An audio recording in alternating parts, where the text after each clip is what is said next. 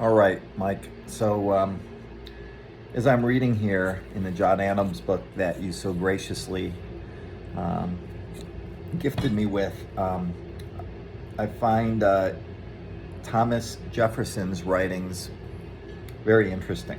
Um, he says, "It rests now with ourselves to enjoy in peace and concord the blessings of self-government so long denied to mankind, to show by example the sufficiency of human reason for the care of human affairs, and the will of the majority, the natural law of every society, is the only sure guardian of the rights of man. Perhaps even this may sometimes err, but errors are honest, solitary, and short-lived. Let us then, my friends, forever bow down to the general reason of society."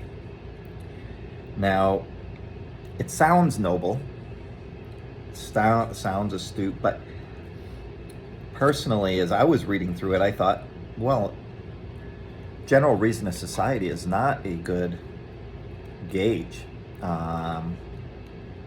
Morality is not based on the general reason of a society, and we've seen this many societies decline when morality declined, and we wouldn't want to bow down to the general reason of society.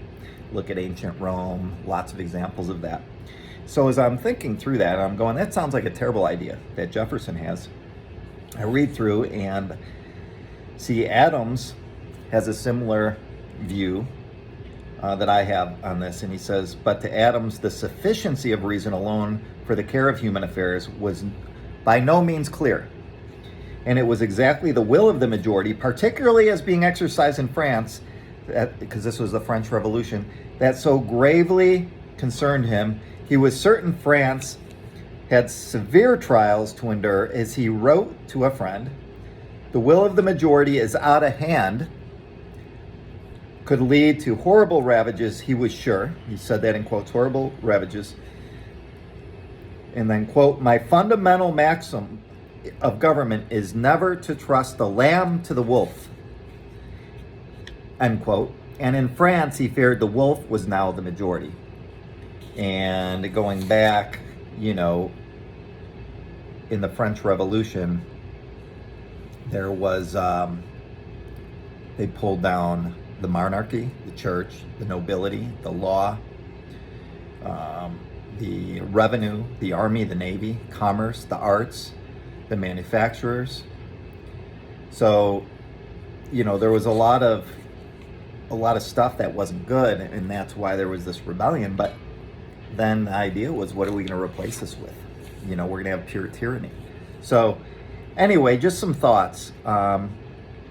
So my personal philosophy is that let's not go with the majority of society, but let's guide society through morality.